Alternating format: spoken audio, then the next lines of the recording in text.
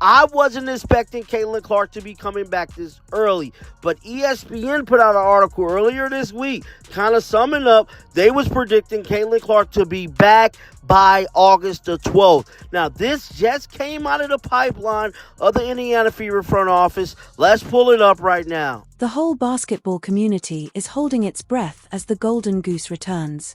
Caitlin Clark's injury status was changed to a game-time decision following weeks of radio silence and unending rumors, shocking everyone in the WNBA community. Finally putting on her trainers again is the Indiana Fever's franchise player, the league's undeniable ratings magnet, and the most significant player in women's basketball. Effing Clark is a game-time decision. She is a game-time decision. She is, as far as I'm aware, someone said she's listed as questionable on the app. Someone said on the app she is listed as questionable. But she is a game time decision apparently. Look, if we're gonna be honest, no, she's a game time. It's more than just a player recovering from an injury when Clark on the court again. It's the league as a whole's resurrection as the Golden Goose makes a comeback. The entire basketball community is waiting impatiently. Everyone in the WNBA world was shocked when Caitlin Clark's injury status was changed to a game-time decision after weeks of radio silence and endless rumors. The most important player in women's basketball and the league's undisputed ratings magnet, the Indiana Fever's franchise player, is finally putting on her trainers once more. Caitlin Clark may be back, and that will leave a run of 1, 2, 3, 4, 5, 6, 7, 8, 9, 10, 11 games left to get ready for the playoff run. Right now you're looking at the Atlanta Dream or you're looking at the Phoenix Mercury, which should be very interesting considering all the plots around. When Clark returns to the court, it's more than just a player getting better after an injury. It's the rejuvenation of the league as a whole. Those figures fell to 847,000 viewers when they vanished from the schedule. The league was slammed like a goods train with nothing but severe reality checks after the 53% decline. Argue this intelligently. No one person means as much to their league, whatever league it is, as Caitlin Clark means to the WNBA. And no person has done more for their league than what Caitlin Clark has done for the WNBA. Patrick Mahomes does not mean that much to the NFL. Steph Curry does not mean that much to the NBA. LeBron James does not mean that much to the NBA. She is a monster. When we look back on this, Caitlin Clark will be for the WNBA what Magic Johnson and Larry Bird were for the... However, things worsen.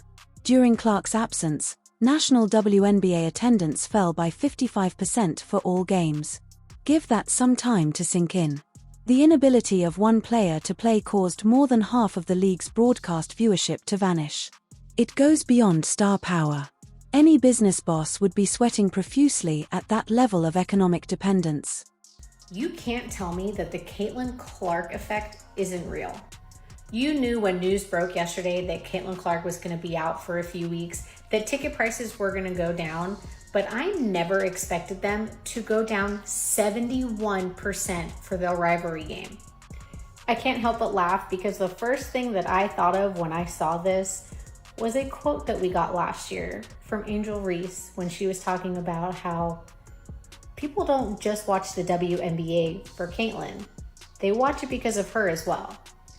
Hate to say it, those numbers don't lie. They're watching because of Caitlin. The same heartbreaking tale was told by the ticket market.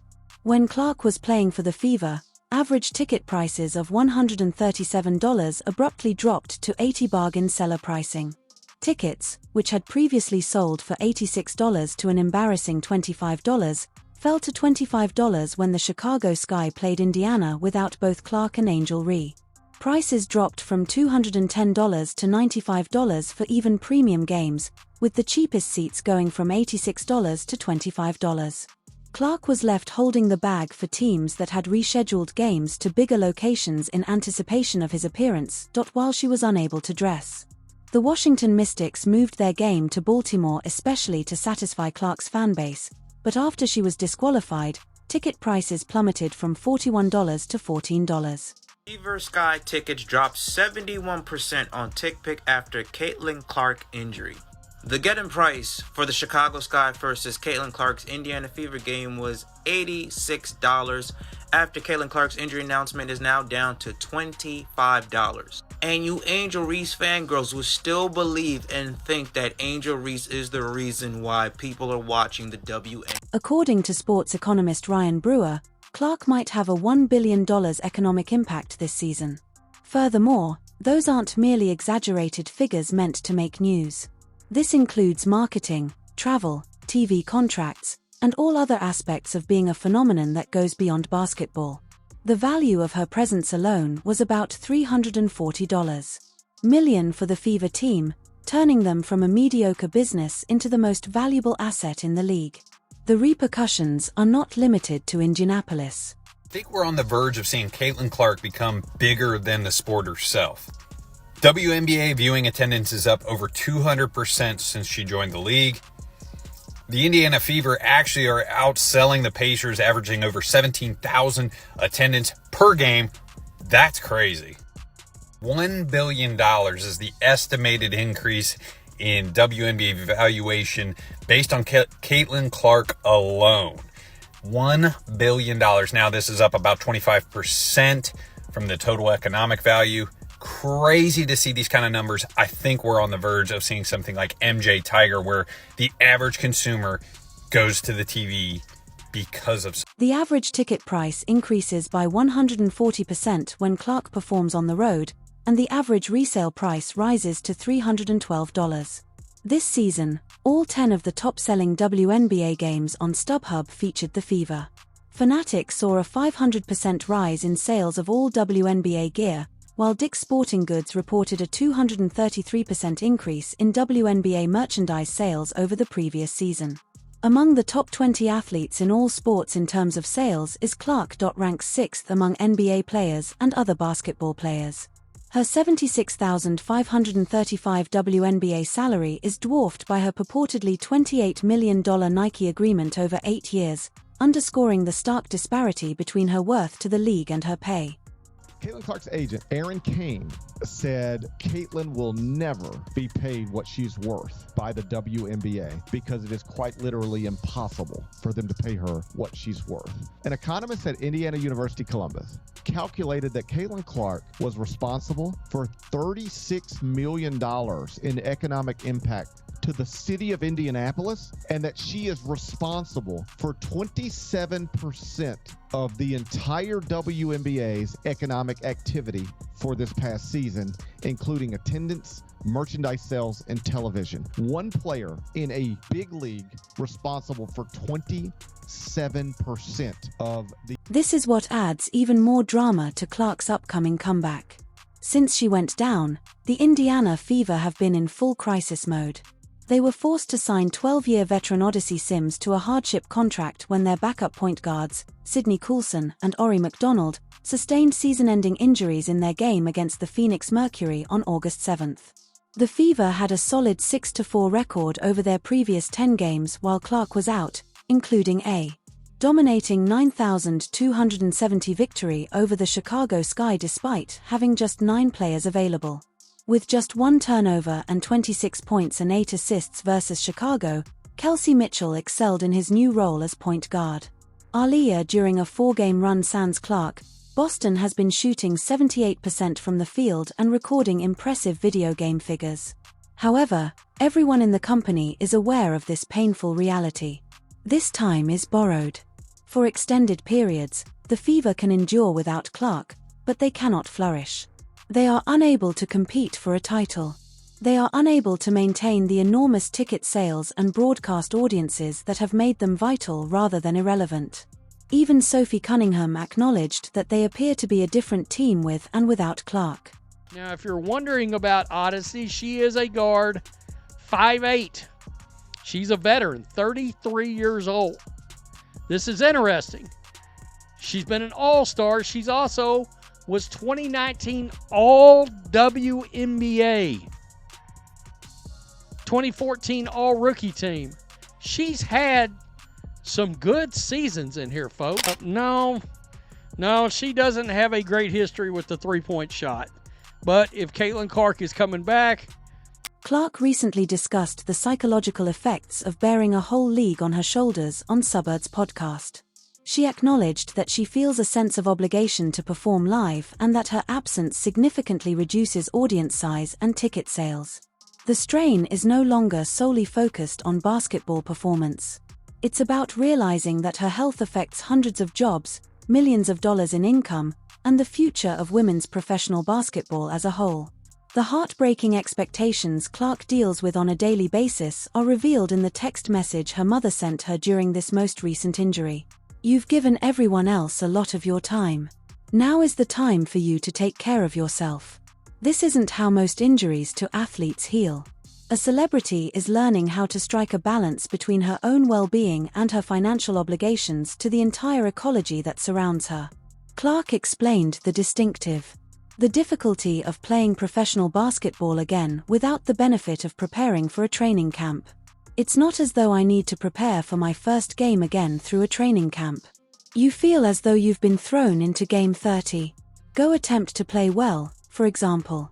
She is coping with the intermittent nature of soft tissue injuries while being aware that each game missed results in significant financial losses for numerous organizations.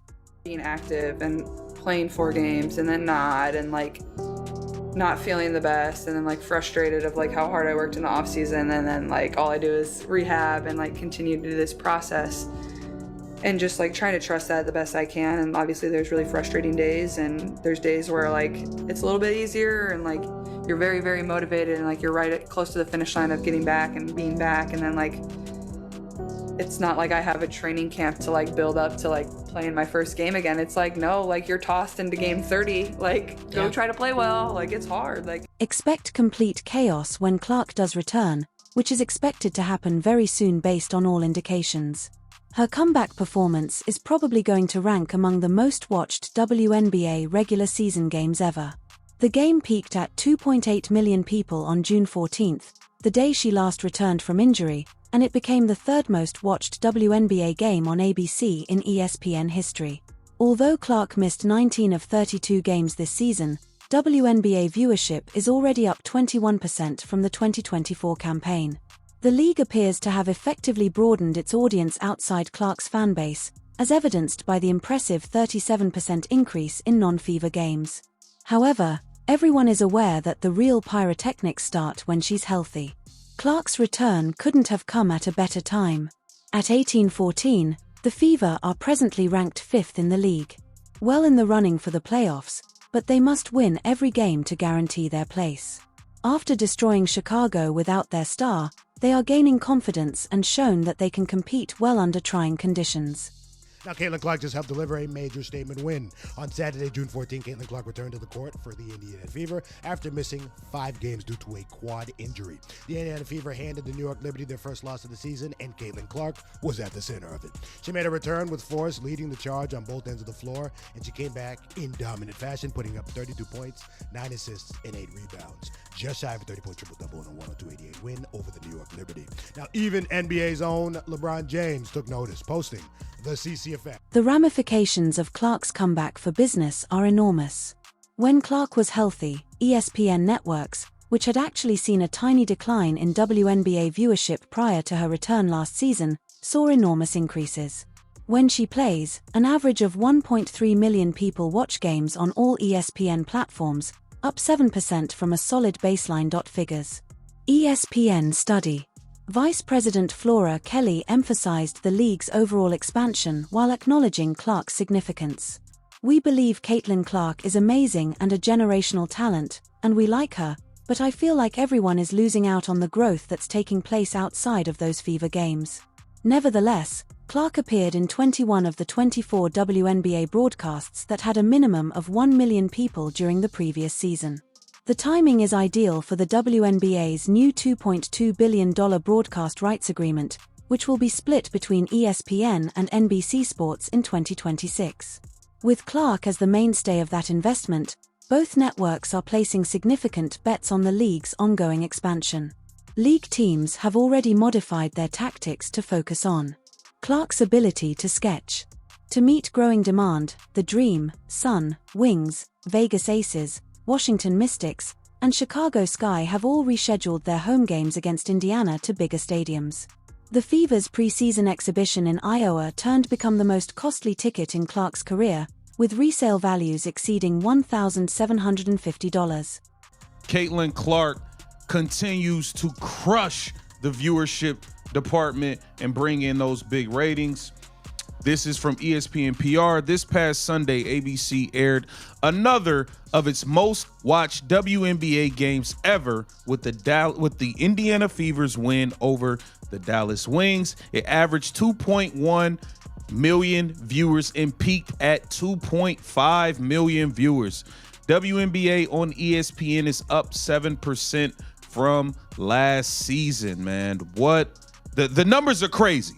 The numbers are crazy. She's a draw. This is the reason why the Fever organization needs Clark back so badly. Although Aaliyah, Boston, and Clark were successive number 1 overall picks, their championship window is closer than most people think. The WNBA's competitive pay scale maintaining supremacy is practically hard when there is balance.